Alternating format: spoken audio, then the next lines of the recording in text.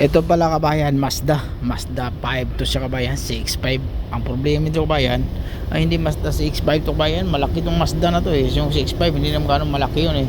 Ano siya, Mazda 2018 model Mazda. Yung pinalitan pa natin harapan, ano, kasi basag yung bracket niya sa radiator. Yan. Tapos kasi pumasok kasi to, pati yung fender kabayan, inadjust natin yung fender kabilaan kasi pumasok. Mazda CX-9 2018 model, 45 hours tayo dyan. Yan o. Pati yung pintuan blending kasi ito nga sumasagi ito dito banda, pumasok. Repair yung hood, aluminum yung hood kabayan ha. Fender aluminum din, aluminum. So yung pinalitan natin dito, basag to siya kabayan ha. So mayroon pala tong kuwan to siya kabayan eh, aircon ata to siya, hindi ko rin oil, parang oil din to. So kailangan tanggalin natin to, palitan natin ng bago. So pati yung headlight na yan, bago yung headlight na yan eh. Ito hindi pinalitan yung bracket at saka ito lagay natin yan. So yan harapan.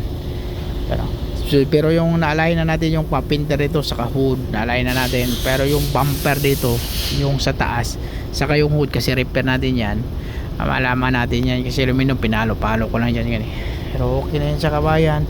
Kunting pag-isiting natin yung ilaw na yan, yung bumper, yun lang yun lang iniisip ko. Yung bumper, yung headlight walang problema yun kasi okay na yung headlight na yan kasi tinignan ko.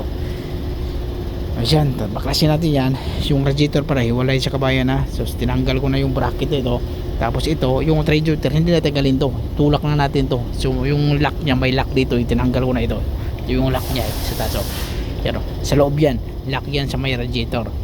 So tanggalin na natin, tapos kabit natin yun. Ganun lang ang technique na kabayan, tutukuran mo lang tapos okay lang, tatakalin natin tukod kasi yun ang nakabracket naman yun eh. Okay, so maraming salamat kabayan.